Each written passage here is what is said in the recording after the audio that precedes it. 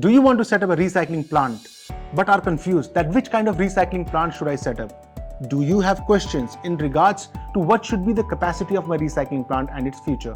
Or do you want to know that which location should be preferable to set up a recycling plant? Are you having questions in regards to the output of recycling plant and for matter of fact that from where should I source my raw material? Do you have questions in regards to certifications, approvals, regulatory and legal compliances that are to be fulfilled before setting up a plant? Well friends, I am Sudhanshu, and in today's video, I will try to answer the major questions that you all are having regarding setting up a recycling plant. Friends, lately we have received number of inquiries regarding setting up a recycling plant, so I thought to answer all those questions for you. As you might be aware, since the government of India has made EPR mandatory, we have observed quite a few rush amongst the companies and HNIs to open the recycling plant, as the recycling capacity of our nation is far less than the waste generation capacity. So the first question is that what should be the prerequisite before purchasing a land? This is what a query that we get. Well, there are certain things that one should keep in mind before purchasing a land for setting up a recycling plant. Like, it should not be near a water body, it should not be near a school, population, high tension wire, highway, etc.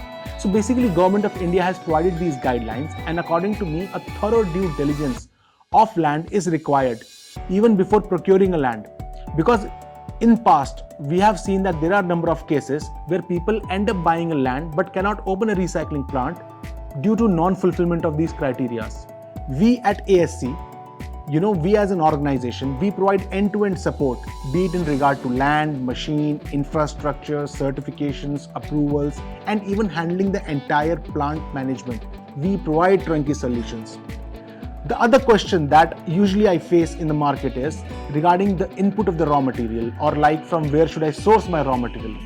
Look, we have to understand this thing, that every plant has its input, which is the scrap of the plant, and which is the scrap in this particular case. We all know about the output or the product that we get from the recycling. But in the case of scrap sourcing, we should be very careful. How I proceed usually is that we do a detailed study of the clusters or the industries that are in the location where the client wants to open his or her recycling plant. For example, we all know that in Delhi there is a market called Nehru Place, which is the Asia's biggest computer market. Now, if I have to set up a recycling plant which specializes in recycling of computers and computer parts, then I know that the cluster is Nehru Place, and from where I can source my scrap, and hence my preferred location shall be Noida, Faridabad, Greater Noida, Gurgaon, Manesar, Dharuvera, so on and so forth.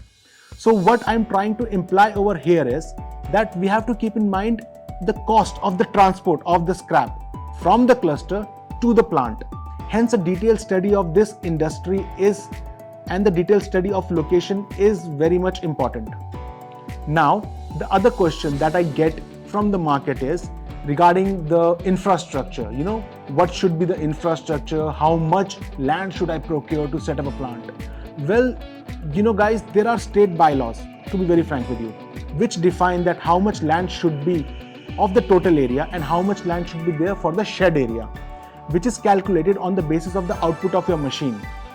Which brings us to our second question. The second question is regarding machine.